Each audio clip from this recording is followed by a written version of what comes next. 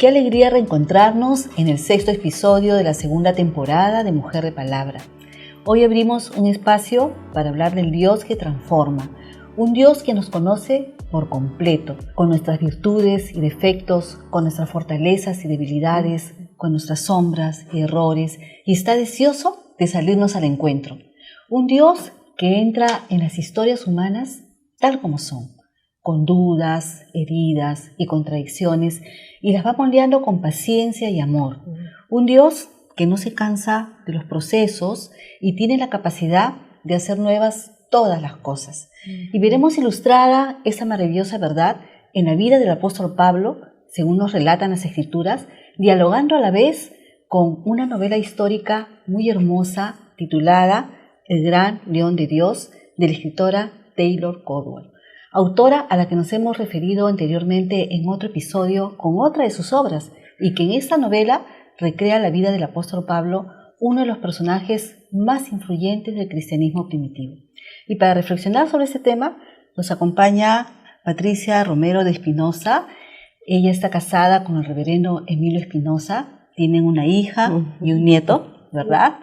Y ella estudió Ciencias de la Comunicación en la Universidad San Martín de Porres, es licenciada en Teología Pastoral, con una importante trayectoria en consejería, ¿verdad, Pati? Bienvenida al programa, Pati. Puedes saludar a la audiencia que está deseosa de conocerte.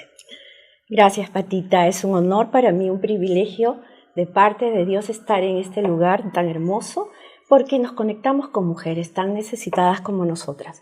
Así que esto nutre nuestro corazón y alma, y me siento honrada con tu invitación. Gracias. Gracias a ti, Pati. Qué bueno que aceptaras esta invitación. Estoy segura que tu aporte a este programa será muy significativo, y desearía iniciar con una pregunta. ¿Qué les dirías a las mujeres que sienten que por su pasado, errores o carácter, tal vez se sientan descalificadas de cumplir en sus vidas los planes de Dios? Es verdad, estamos descalificadas, no hay absolutamente nadie que pueda decir que califica o es apta para cumplir los planes de Dios. Son buenos y perfectos para nosotros, pero al mismo tiempo, toda aquella mujer que quiere hacer la voluntad de Dios es apta, porque es Dios quien tiene todo el poder y autoridad para usarnos, para usar a quien Él desee, y más si se trata de sus hijas. No hay pasado terrible o presente lleno de carencias o debilidades que pueda impedir que Dios cumpla sus propósitos. El cumplimiento de los planes de Dios no recae en nuestras capacidades, es su poder, su perfección. Y más bien cuando reconocemos que somos descalificadas o no dignas, es que Él se glorificará.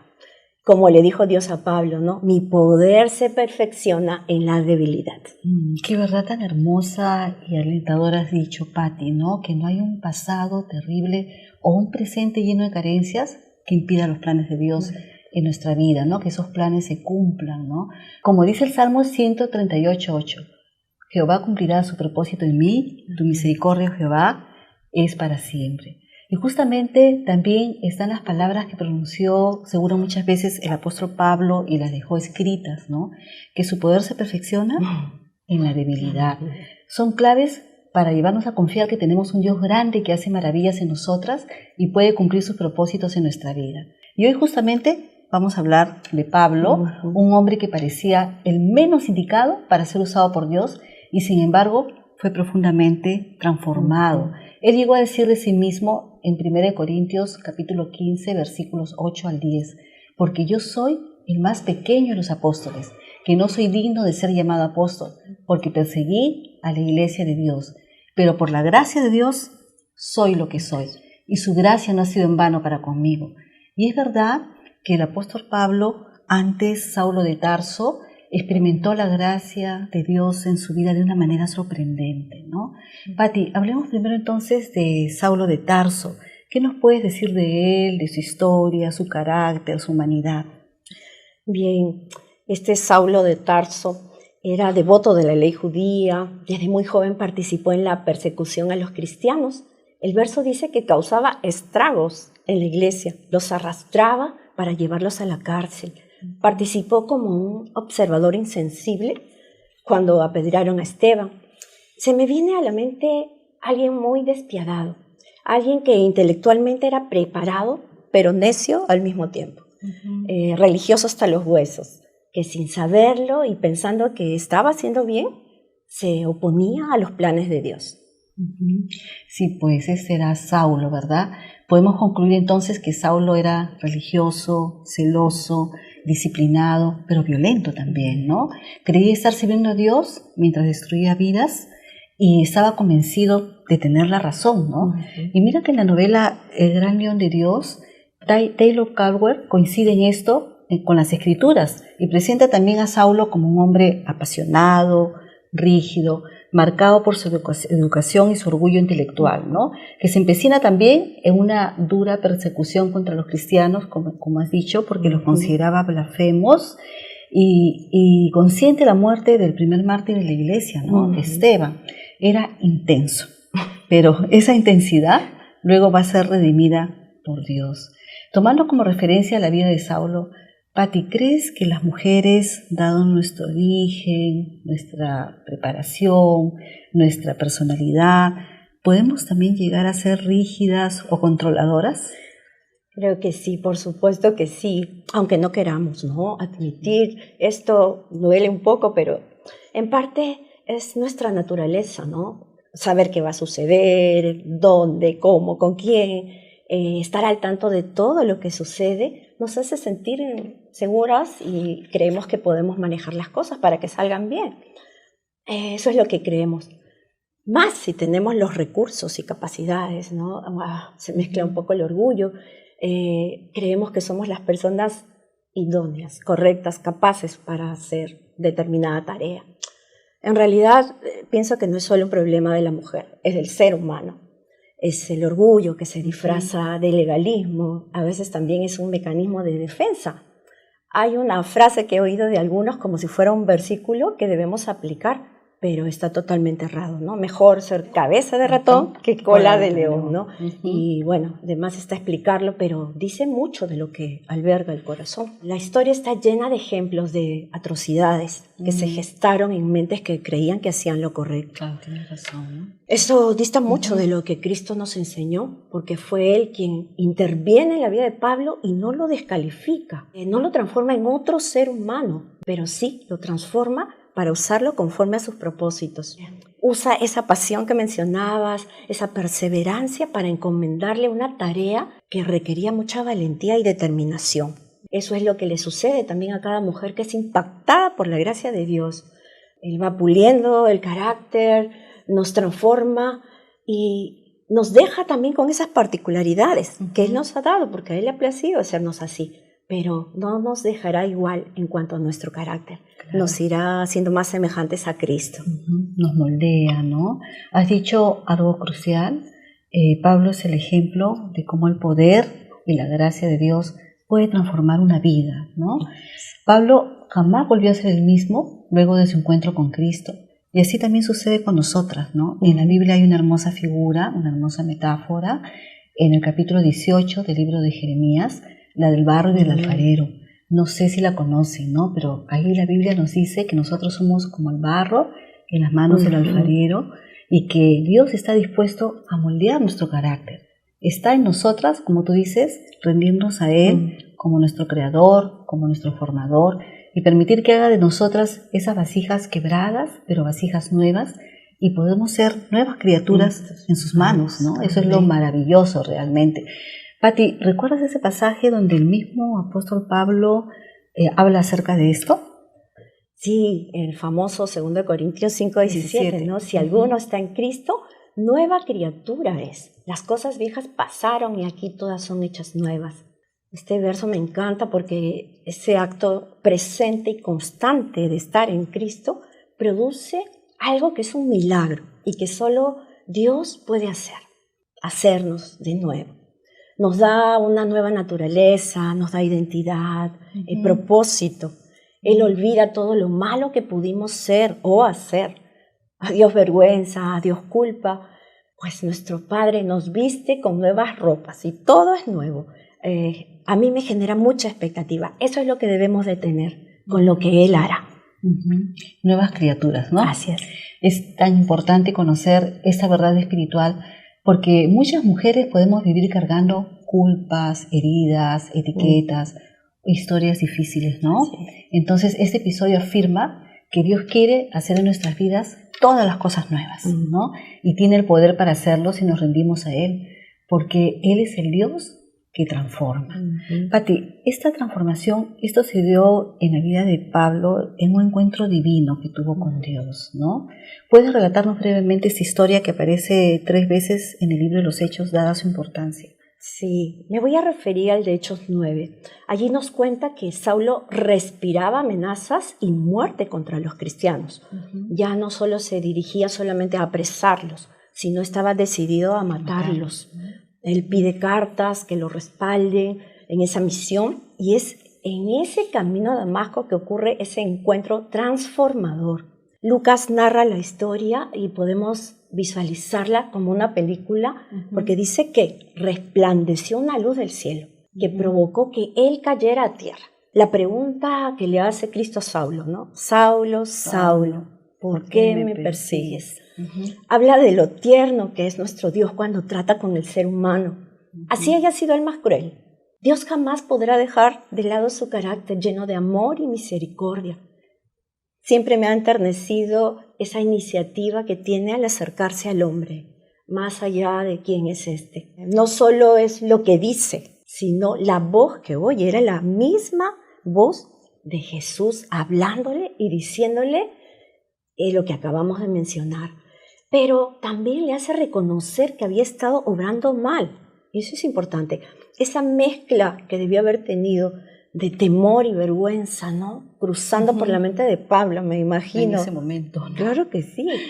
Esa intervención divina le da una nueva oportunidad para vivir. A partir de allí, su vida cambió. Sí, pues es una historia realmente impactante, ¿no? Jesús resucitado irrumpe en la vida de Saulo. No lo destruye, como dice, sino lo confronta, ¿no? Y él queda ciego por unos días. Ahora, esa ceguera física refleja su ceguera espiritual, ¿no? En la novela, este momento no solamente es sobrenatural, es profundamente emocional. Saulo se enfrenta al colapso de todo lo que creía ser. Y para eso quiero leer algunos fragmentos de la novela, porque realmente es una novela hermosa, donde la autora, que es una excelente narradora, hace unas descripciones de este momento, ¿no? En la vida de Saulo. Dice así: ante sus ojos hubo una enorme explosión de inefable luz palpitante, una nube de esplendor llena de chispas de blanco fuego, que brillaba en su centro como un oro más vívido que el sol. Y lo vio a él, de pie en aquella nube de oro en el desierto.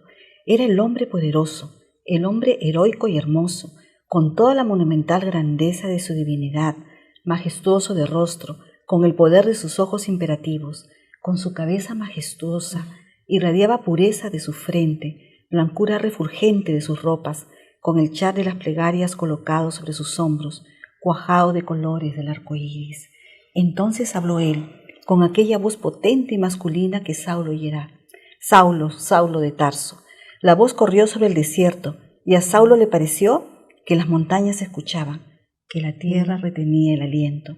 Y esa voz de mando, a la que nada podía oponerse, gritó de nuevo: Saulo, Saulo de Tarso. Este no supo que había caído al suelo del desierto y que yacía en él. Lo que veía era toda la vida, todo el conocimiento, toda la certidumbre y culminación, la explicación de los misterios, la revelación. Olvidó dónde estaba e incluso quién era. Olvidó a los soldados que lo rodeaban apiñados con el temor, pues oían una potente voz, pero no, nada veían. Pensó que iba a expirar en su éxtasis, ¿no? ¿Qué tal el encuentro, no? Sus manos se movieron sobre la dura grava y trató de incorporarse. No podía apartar los ojos de la poderosa figura envuelta en aquella nube de oro. ¿Quién eres tú, Señor?, preguntó exaltado. Solo deseaba tocar aquellos divinos pies, apoyar su cansada mejilla en ellos, descansar en la bendición del conocimiento. La voz perdió algo de severidad, como si sintiera piedad por él. Yo soy Jesús, a quien tú persigues. ¿Por qué te revuelves contra mí? Aunque él me destruya en castigo y me mate para siempre, me regocijaré porque me ha hablado, pensó Saulo. Que el mundo caiga sobre mí y me reduzca a la nada, y yo gritaré de gozo, cantando sana, porque él me ha recordado. ¿Qué desea, Señor, que haga? ¿No? Tremenda la novela, ¿no? ¿Te gustó? Impacta, ¿no? quebranta. Sí. Sí, ¿no? Porque es la recreación de lo que la Biblia nos dice, ¿no? De una manera tan hermosa, tan preciosa. Y hay una conclusión a la que llega después de este encuentro Pablo, ¿no? Dice, no veo y sin embargo veo, que ya no vea más con estos ojos, para que la dicha no me sea quitada, ¿no? Eso está en la siguiente página de la novela justamente, ¿no? Entonces, dos preguntas. ¿Consideras, Pati, que a veces Dios nos detiene cuando vamos en la dirección equivocada, así como le sucedió a Pablo, ¿no? ¿Y crees que las crisis pueden ser el comienzo de la transformación en nuestras vidas? Pues sí. Nuestro Dios no es un Dios lejano y observador que solo deja que las cosas pasen. Él siempre tiene planes perfectos, propósitos que superan nuestras expectativas. A lo largo de mi vida he visto que se cumple su palabra, ¿no? Todo ayuda bien a los que le aman. Desde las cosas que nos parecen más insignificantes hasta aquellas trascendentales. Nos ayudan en el proceso de transformación. Dios interviene para advertirnos de peligro, nos libra de caer en tentación, pecado, a veces con suavidad, cuando somos sensibles a su voz, pero a veces también con firmeza y disciplina. Y sí, ¿no? Indudablemente las crisis son las mejores oportunidades para conocer aspectos de nuestro Padre que no conoceríamos en la comodidad de nuestra vida o cuando todo va bien. Claro. Son en esos momentos que nos doblegamos, nos rendimos y que nuestro orgullo mengua para dar pase al obrar del Espíritu Santo. Aquel que empezó la buena obra en nosotros será fiel en completarla. Justo escribe Pablo. Sí, justo escribió Pablo esas palabras, ¿no? Gracias, Pati, por esa respuesta tan sabia, tan convincente, ¿no? Amadas mujeres, en este punto del programa podemos preguntarnos, ¿qué situación difícil en mi vida podría estar siendo una oportunidad para que Dios me transforme? ¿No? Considerando siempre que hay un proceso de transformación y que no todo va a cambiar de repente de un día para otro, ¿no? Pero Dios sí nos puede transformar. Pati, ¿recuerdas cómo se dio ese proceso en la vida del apóstol Pablo? Sí, es hermoso ver cómo trata Dios con cada hijo suyo de manera diferente, ¿no? Cuando Saulo queda ciego, pasa 3 días orando, sin comer, sin ver a nadie, reflexionando. Pienso que fueron días muy difíciles, ¿no? La culpa, la vergüenza tal vez se asomaban, pero lo más importante era que la presencia de Dios mismo ya estaba obrando en él, lo estaba sanando por dentro. Pablo recién empezaba a conocer a ese Cristo resucitado, de quien debía aprender a depender. Vemos que Dios usa a Ananías para que recobre la vista, sí, para mostrar su poder sanador, pero me encanta algo. También para enseñarle el amor fraternal, ¿no? Que debe existir entre los hermanos. Saulo va dejando atrás esos hábitos emocionales, sus objetivos que creía correctos. Dios lo iba transformando en el hombre que sería su instrumento para ser portador de su mensaje. La tarea no iba a ser fácil, pero ya Dios había puesto sus ojos en él. Como que él necesitaba ese espacio de reflexión, ¿no? Ir siendo moldeado por Dios también, ¿no? Y es interesante que en la novela Pablo dice de sí mismo, yo era un hombre seguro de sí mismo y esa fue mi mayor ceguera, ¿no? Esa fue mi mayor ceguera. Y esa frase se vincula directamente con la ceguera literal y a la vez simbólica que Saulo sufre tras la visión que tiene en el camino a Damasco, ¿no?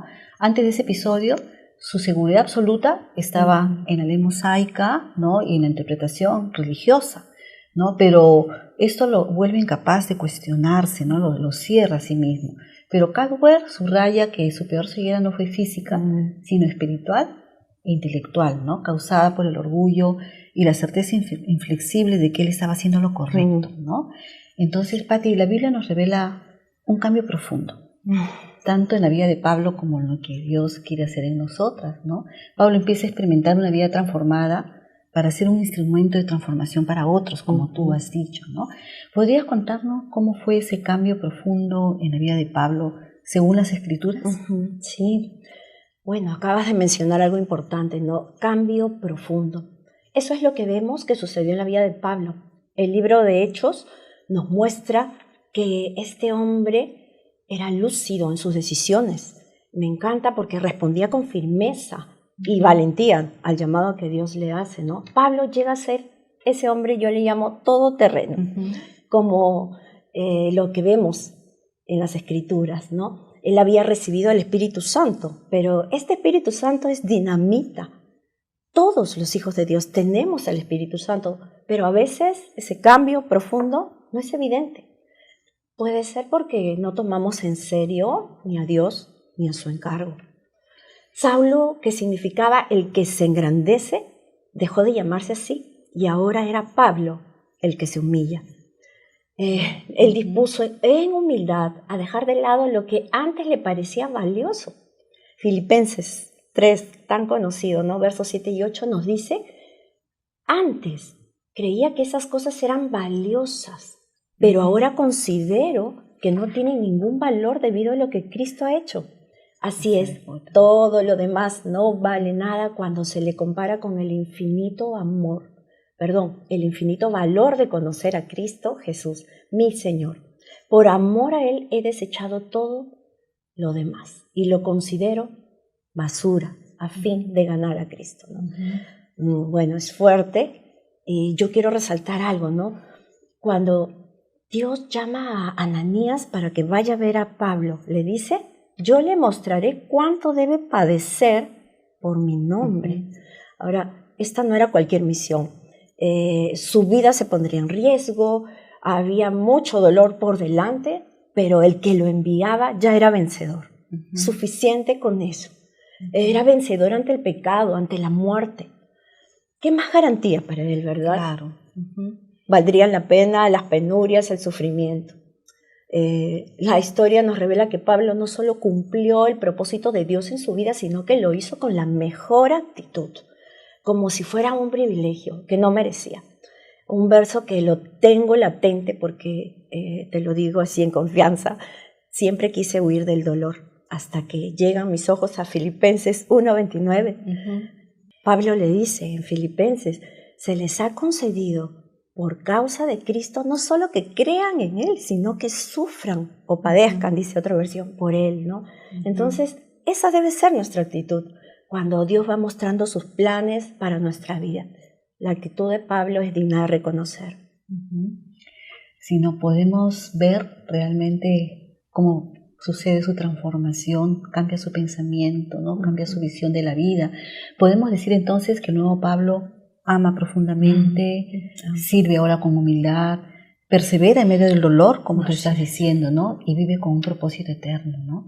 Realmente hay tanto por aprender de la vida de este hombre, ¿no? Que no solamente se convirtió en un gran apóstol, con una misión difícil, como has dicho, pero que llevó a cabo de todas maneras, sino también en uno de los escritores más prolíficos de la Biblia, ¿no? Porque él escribe 13 epístolas, y esas epístolas están cargadas de un contenido doctrinal y pastoral, cuyas enseñanzas siguen moldeando a la iglesia y siguen moldeando nuestras vidas. No es un deleite leer a Pablo, es un deleite leer sus epístolas pastorales y aprender de la doctrina, ¿no? Leyendo lo que él dejó escrito, ¿no? Pati, entonces, alentando a tantas mujeres que nos están viendo, nos están escuchando, ¿no? Podemos decir que Dios tiene el poder de tomar nuestras historias personales, darles un nuevo significado y que aún nuestras heridas pueden llegar a ser de bendición para otras mujeres. Así es Dios, tan experto en tomar aquello que parece inservible o irreparable para convertirlo en joyas preciosas.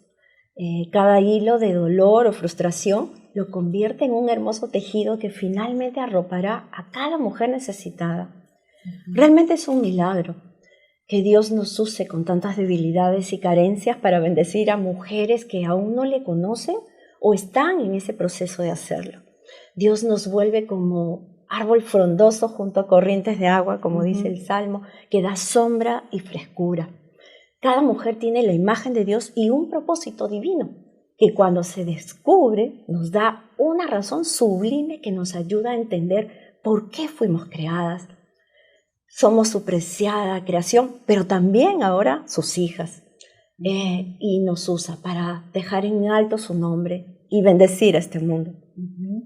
Tienes toda la razón, Pati, ¿no? Hay una enseñanza fundamental también del apóstol Pablo que decidía resaltar, ¿no? Y nos va a ser de ayuda a todas nosotras. Dice en 2 Corintios 12, del 9 al 10, cuando soy débil, entonces soy fuerte, ¿no? Cuando soy débil, entonces soy fuerte. ¿Podrías explicarnos este texto, Patti, y contarnos cómo se hizo esto realidad en tu vida? Sí, me conmueve esta pregunta porque es uno de mis versos preferidos. Cada día debo recordarme que soy una mujer frágil, débil y necesitada para ver el obrar de Dios en mi vida y en lo que me encarga. No serán mis capacidades humanas, ni mis virtudes, ni nada que haya construido por mi propio esfuerzo que logrará esto. Es más bien la dependencia total, ¿no? En mi Padre bueno, lleno de gracia, que me tiene donde quiere, como quiere y de la manera que quiere. Yo siempre digo, prefiero ser una niña ciega, discapacitada, sorda, temerosa, pero en las manos de mi Padre y saber que donde Él me lleva, yo voy a estar segura que vivir con autosuficiencia, pero fuera de sus manos. La palabra clave es rendición. Cuesta mucho, pero es la única garantía de ver a Dios glorificarse en nuestra vida. Es ponerse en sus manos, ¿no? Así es. Es rendirse a Él, como tú dices, ¿no? Y Patti, entonces, cuando somos débiles, yo también lo he experimentado, entonces somos fuertes, ¿no? Parece una paradoja, ¿no? Pero no es así. Es el momento en que descubrimos y aceptamos nuestra debilidad, que la gracia y el poder de Dios obra en nuestras vidas, ¿no? Y con esta enseñanza deseamos concluir ese episodio teniendo la certeza que el poder de Dios obra también en nosotras y que si somos sensibles a su voz y entregamos nuestras vidas en sus manos, vamos a conocer la hermosa realidad de vivir fortalecidas por su gracia. Y como también escribió el apóstol Pablo, Dios cuando comienza una obra en nosotras, y también creo que lo has dicho, la perfecciona hasta el fin. Dice el que comenzó en vosotros la buena obra, la perfeccionará, dice Filipenses 1:6. Amadas mujeres, el mismo Dios que salió al encuentro de Pablo y transformó su vida, sigue obrando hoy en nosotras, en mujeres cansadas, tal vez heridas, aquellas que dudan o que sienten que han fallado y anhelan empezar de nuevo. Porque Dios no usa solo a las que parecen fuertes, estables o perfectas. Él no se asusta de tu historia ni se detiene ante tus debilidades. Dios mira más allá de lo que fuiste, más allá de lo que otros dijeron de ti o de lo que tú misma te repites en silencio y ve que lo que su gracia puede hacer contigo. Cuando Dios interviene, ninguna historia está perdida. Nuestra fragilidad puede convertirse en un lugar sagrado de encuentro con Él si nos acercamos con un corazón humilde. Dios quiere abrazar tu historia, quiere sanarla y redimirla. Dios no busca mujeres perfectas, busca mujeres disponibles, ¿no? Mujeres dispuestas a dejarse transformar, a vivir una fe encarnada, real y valiente. Él nos asegura que en sus manos nuestra historia, aún con cicatrices, puede convertirse en bendición para muchos, porque Él siempre fue, es y será el Dios que transforma. Gracias, Patti, por acompañarnos el día de hoy. Gracias por tus palabras tan sabias. Gracias por tu experiencia personal también. Sin duda ha sido algo muy rico para nuestras amigas que nos escuchan. Y a ustedes, mujeres de palabra, nos vemos en un próximo episodio.